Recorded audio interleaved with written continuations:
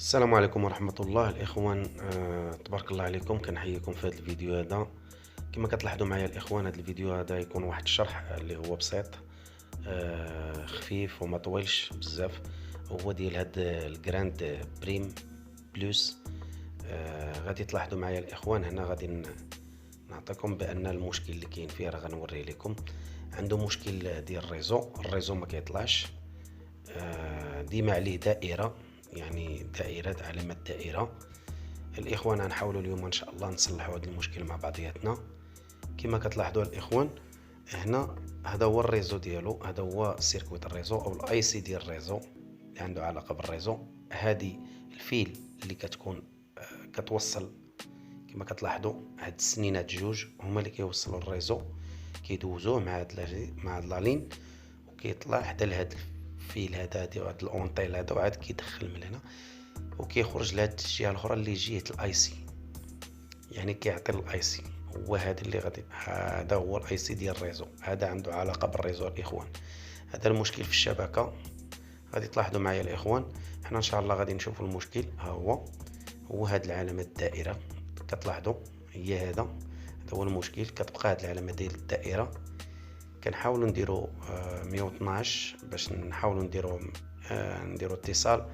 كتبقى هكا ما كتعطيكش، سي نورمال ما كتعطيش، لان كاينه علامه دائره بان الريزو ما خدامش. الاخوان حنا ان شاء الله غادي نحاولوا نحلوا هذا الهاتف هذا، ونحاولوا نشوفوا المشكل الا كان غيتصلح، ولا كانت شي غسله ولا شي حاجه مع راه نغسلوه، ربما يكون داخل الماء ولا شي حاجه. والاخوان انتم غتلاحظوا معايا العمليه كيفاش دايره. غادي نغسلوه، خدم مزيان ما خدمش غادي نبدلو السيركوي يعني الاي سي ان شاء الله. تبعوا معنا الاخوان الفيديو حتى الاخر.